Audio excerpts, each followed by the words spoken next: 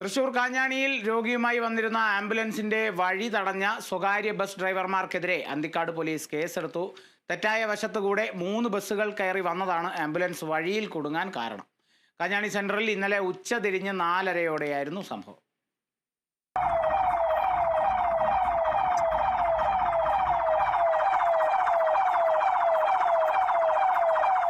തൃശൂർ വാടാനപ്പള്ളി സംസ്ഥാന പാതയിൽ സ്ഥിരം ഗതാഗതക്കുരുക്കുള്ള മേഖലയായ കാഞ്ഞാണി സെൻട്രലിലായിരുന്നു സംഭവം. പുത്തൻപീടികയിലെ സ്വകാര്യ ആശുപത്രിയിൽ നിന്നും രോഗിയുമായി തൃശൂരിലെ സ്വകാര്യ ആശുപത്രിയിലേക്ക് പോയ ആംബുലൻസാണ് സ്വകാര്യ ബസ്സുകളുടെ തെറ്റായ നടപടി മൂലം വഴിയിൽ കുടുങ്ങിയത്.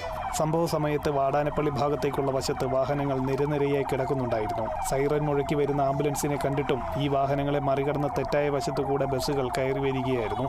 ഈ സമയം ആംബുലൻസ് സഞ്ചരിച്ചിരുന്ന തൃശൂർ ഭാഗത്തേക്കുള്ള പാത ഒഴിഞ്ഞുകിടക്കുകയായിരുന്നെങ്കിലും ബസ്സുകൾ കയറി വന്നതോടെ ആംബുലൻസ് വഴിയിൽ കുടുങ്ങി.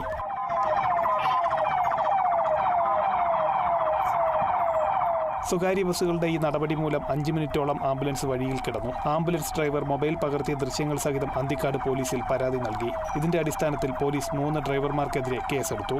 2 വർഷം മുമ്പ് ഇതേ റൂട്ടിലെ ചേറ്റുപുഴയിൽ വെച്ച് ആംബുലൻസിനെ വഴിയിൽ തടഞ്ഞതുമൂലം യഥാസമയം ആശുപത്രിയിൽ എത്തിക്കാനാകാതെ വീട്ടമ്മ മരണപ്പെട്ടത് ഏറെ വിവാദമായിരുന്നു. Kerala vision news, Thrissur.